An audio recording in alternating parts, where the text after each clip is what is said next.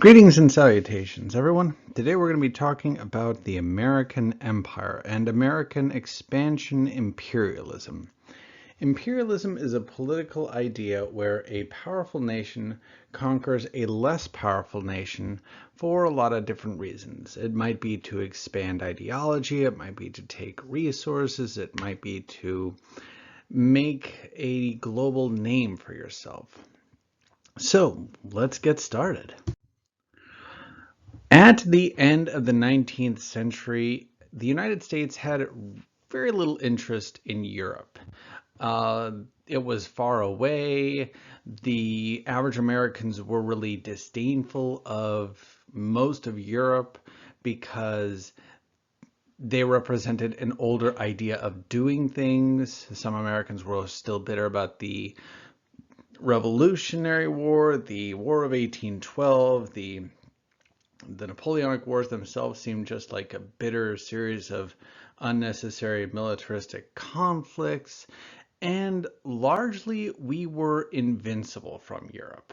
We had an ocean protecting us. Anything they wanted to do, they'd have to send their armies and navies here. It would be a long voyage, and we would know they were coming and right where they would land. So by and large, we felt pretty invincible and pretty safe from them. We were more interested in Asia just because it was exotic and different, but we weren't super interested in Asia because of so many people from East Asia coming here. There was definitely a lot of xenophobia in this country at that time.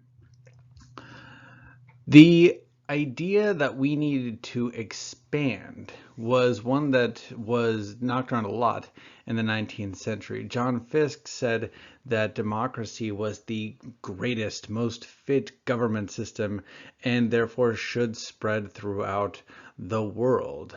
Josiah Strong used religion and white supremacy to also justify why the United States needed to expand. But there needed to be a lot of stuff to change if we were going to actually become an empire. Thayer Mahan, who was the head of the Navy for a while, said that the strength of a nation, a true strength of a nation, came from its Navy, since it has to carry troops and sailors and soldiers and supplies and anything you needed. By this point, most of our Navy still was made of wood, is still moving around with the wind instead of iron and steam. And it took a while for that to actually be changed.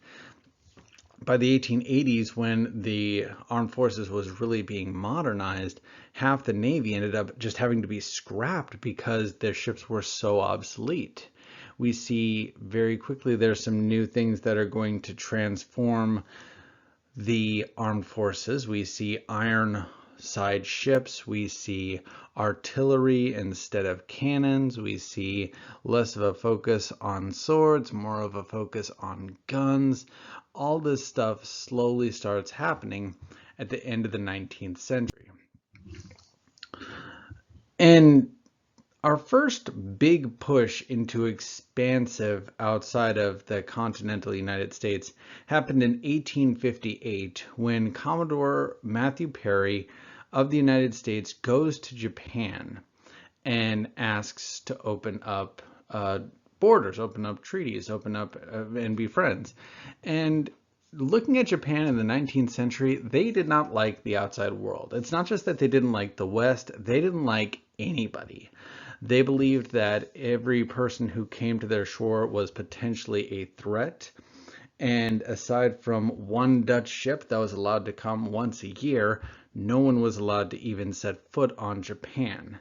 So Perry definitely had a long way to go.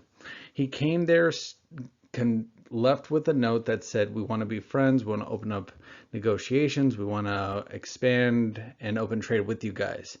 And a year later, and he said, we'll be back in a year. And a year later, Perry returns, only this time, instead of coming with one long ship, he comes with a couple of warships flying black sails that pull into the capital harbor, broadside to the city, and he goes in to meet with the magistrates and ask, so are we friends or are we ...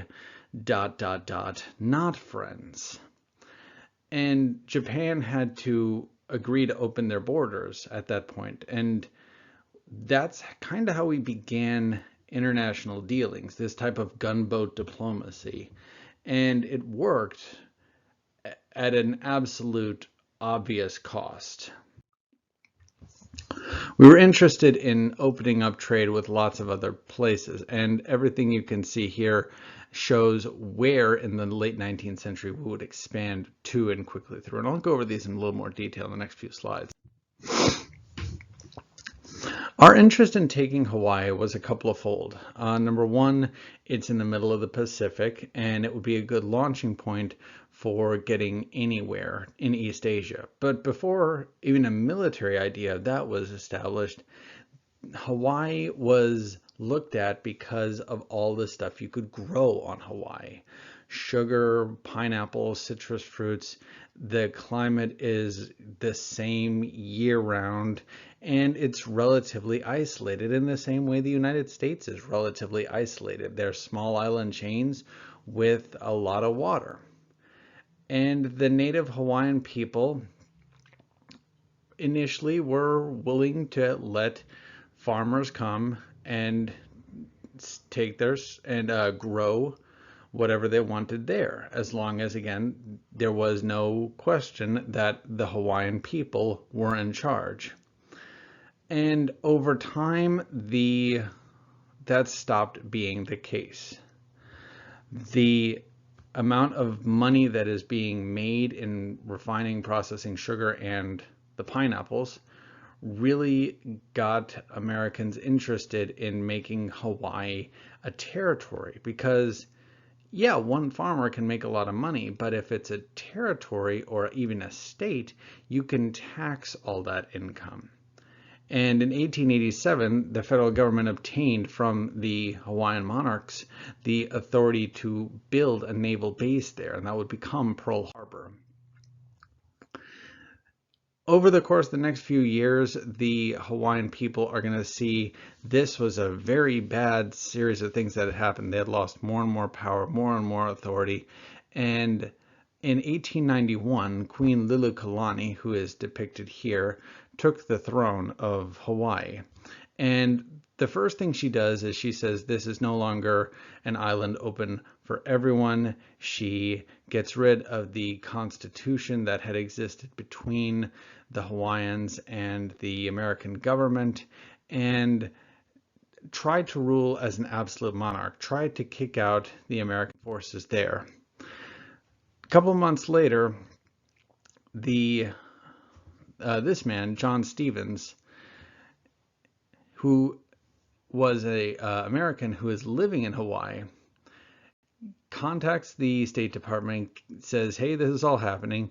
Marines show up, arrest Liliuokalani, take over Hawaii, and then set up a provisional government. And they say, hey, we need to do this in order to secure our rights, to secure our interests, to secure our freedom. And shortly after that happens, this provisional government sends a letter to Washington asking, hey, we need to be made a state, and lo and behold, that's what happens. By looking at this map, we can see the Americas, not just the United States of, but North and South. By early 1869, President Grant liked the idea of a canal system somewhere in Panama, something that could make trade from the Atlantic to the Pacific easier.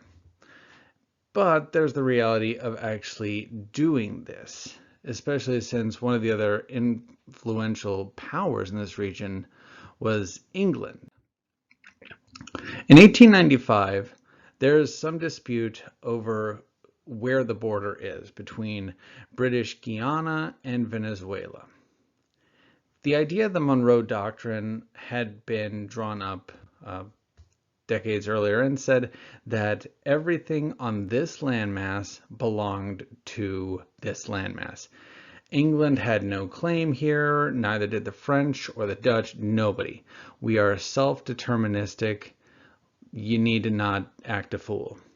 And when it looks like England is going to try to expand into Venezuela by way of Guyana, we say no more. It's one of those things we draw a line in the sand for. And we say, you're going to leave or else. And the British don't really see that as a threat. They had the #1 Navy, #1 Army in the world, and our Navy was somewhere in the ranking 7 or 8 or 9, and our armed forces were definitely not in the single digits. So they had the better of everything, and they knew it. Ultimately, though, England decided to capitulate because Germany starts building new warships, starts building new weapon systems, and it looks like Germany is going to be an expansive threat that's coming much sooner than later. England feels we're going to need to be ready for a war with Germany since they're, right over there, and Venezuela and the United States, they're far away. We don't need to drag ourselves into this. So it is all ended, and it actually worked out great because the Brits got to save face and look like humanitarians. We look like we're willing to stand up for the little guy. Everyone's happy. Cuba had been a place that had been known for growing labor-intensive crops, tobacco, sugar cane, even exporting silver briefly for a long time. And the Spanish government that controlled Cuba treated the native Cubans pretty terribly, and the Cubans had started fighting the Spanish government in about 1895. And stories that start coming out of Cuba include stories that there are reconcentration camps. If you wanted to fight the state, you were going to be deprived of food, and this might be to an entire region. It was really intense, and there was a lot of people fighting back and what was happening to them. And the public, the American public, is really behind Cuba because, again, we feel Spain has no business here, back to that Monroe Doctrine thing, that this is the American fight. This is a fight for freedom.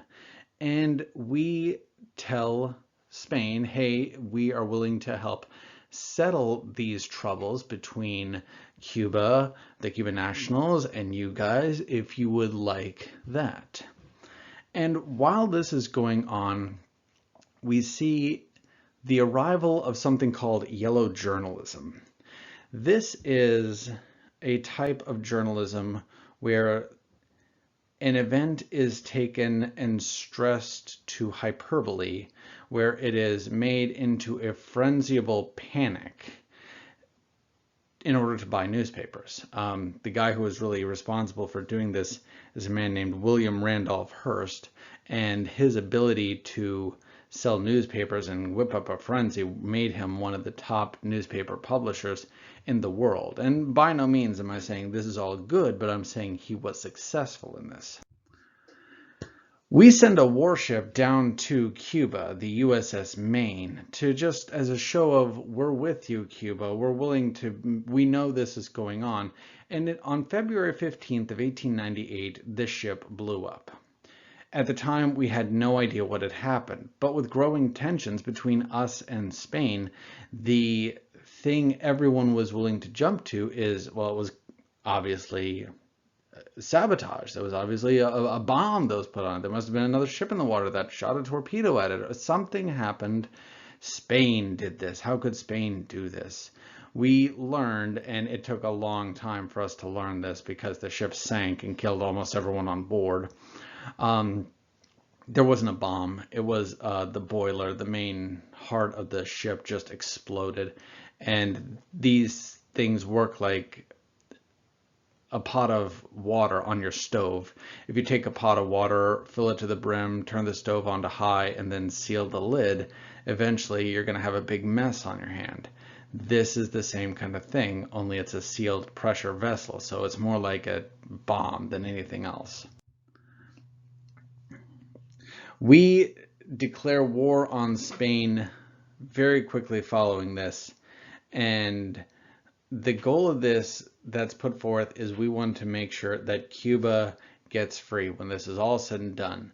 Spain had done some horrible atrocities on Cuba. Now there's a destroyed warship. Now we want to see some retribution come out of this.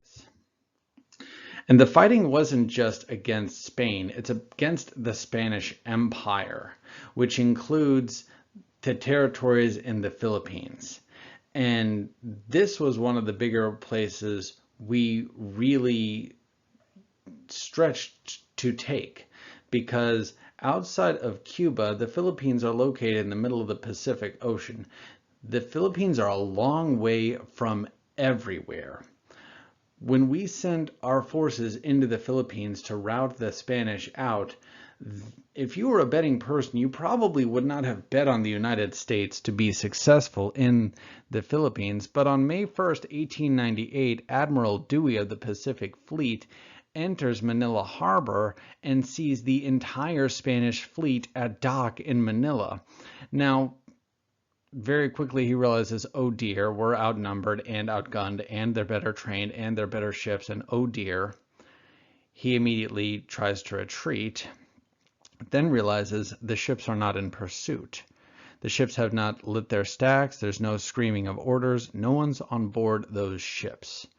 The ships had just been anchored there while the crew was on the island. So Dewey turned around and he blew the entire Spanish fleet out of the water and sank the entire Spanish Pacific Fleet in a day.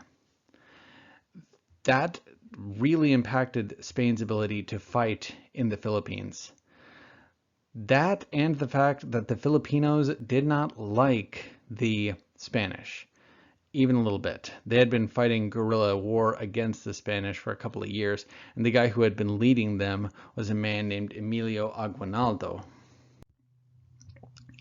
In Cuba, we win very quickly. A series of very swift, very decisive battles led to our victory.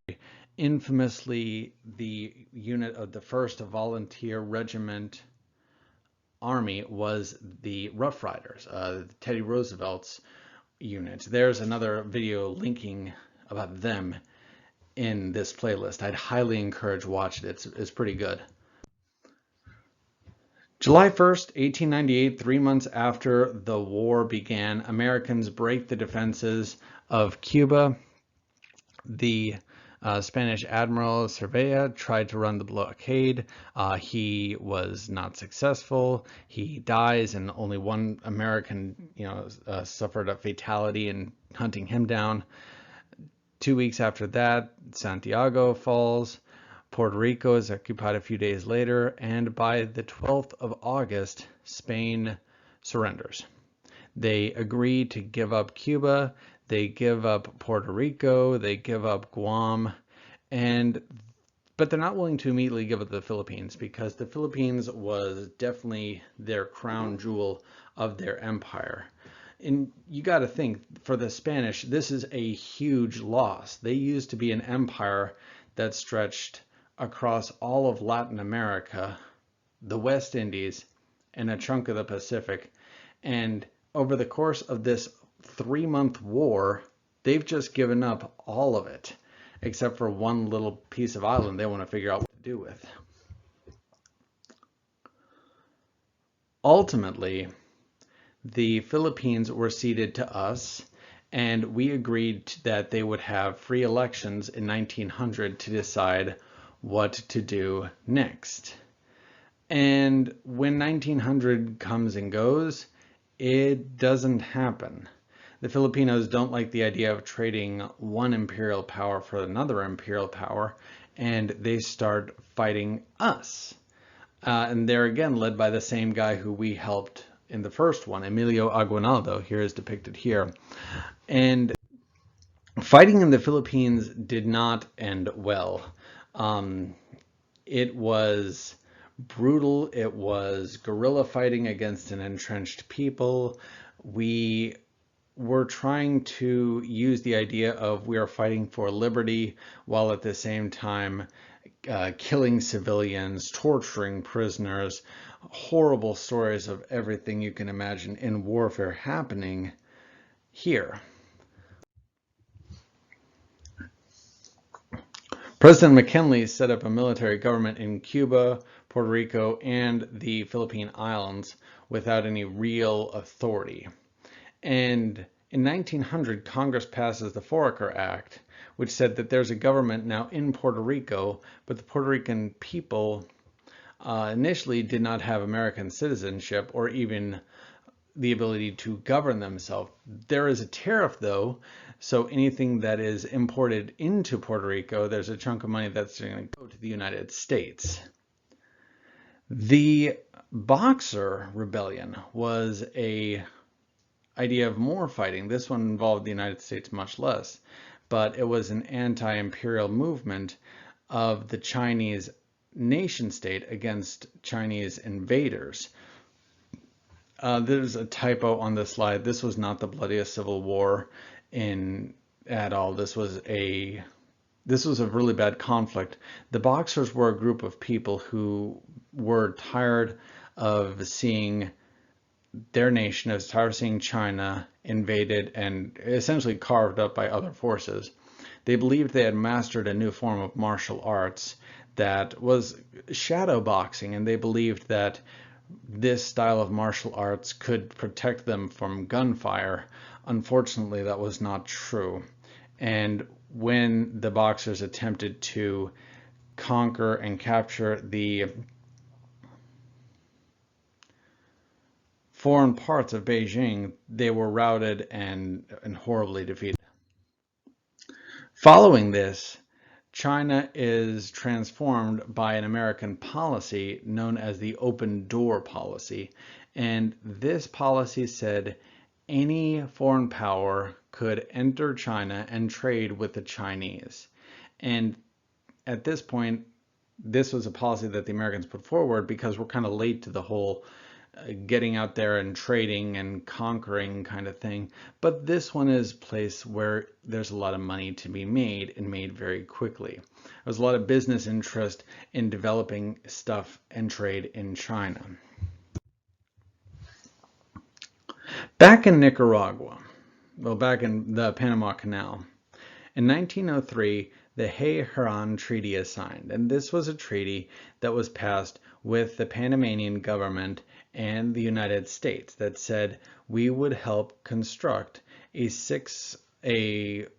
6-mile wide canal that would cut Panama in half.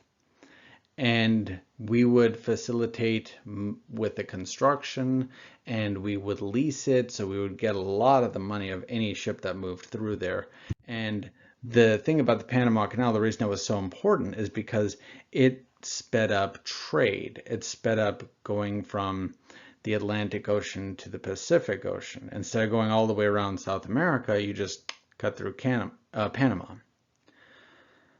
Our final topic of American imperialism today is dollar diplomacy. President Taft came up with the idea that for us to make more money and by creating businesses outside of the United States and investing in foreign nations. Unfortunately, this was the kind of thing that just was a bad idea. It had a bad execution, and in the end, it cost lots of people lots of money. So today we took a look at the American imperial experience. We saw how the United States was willing to expand. Sometimes it was to protect our interests. Sometimes it was to protect the little guys. Sometimes it was to make money. But I hope you learned something today. I'll see you next time.